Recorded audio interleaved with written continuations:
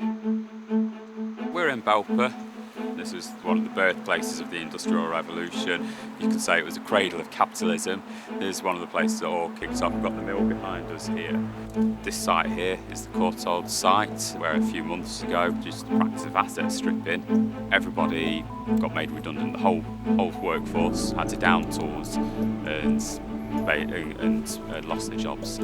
It'd been around in this area for about 100 years, and it's now gone. It's completely gone. There was no warning, there was no consultations with anyone. How are people going to pay the bills?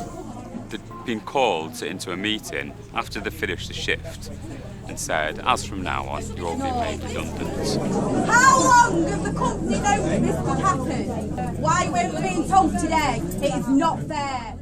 I live very close by. I live over the road, really, so I was able to get down here within a few minutes. It was just a crowd of people. There was a lot of emotion, a lot of very distressed people. Some people were very angry and some people were very emotional and, in tears, wanting answers on what they were going to do, where they were going to get their wages, what was happening to their holiday pay, not knowing what was happening with their pensions.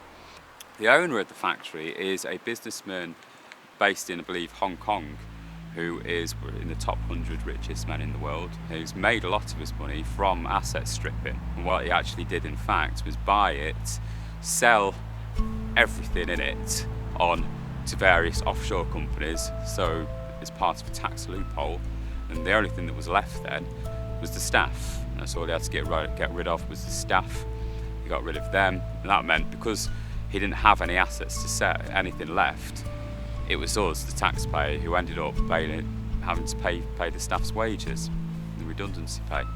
Welcome to the next Prime Minister of Great Britain, John Corbyn. A few years ago, we were sitting in Labour Party branch meetings where, say, 4 people were turning up.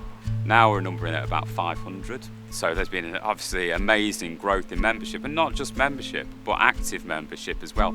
People willing to get out and get active in the community. So many times when I used to knock on doors, people used to say to us, what's the point? What's the point? Because you're all the same. Well, that's not the case anymore. We are offering a complete alternative to neoliberalism. We are offering a complete alternative to austerity now, which people can get on board with. Anyone can get on board with that, and I think it is working.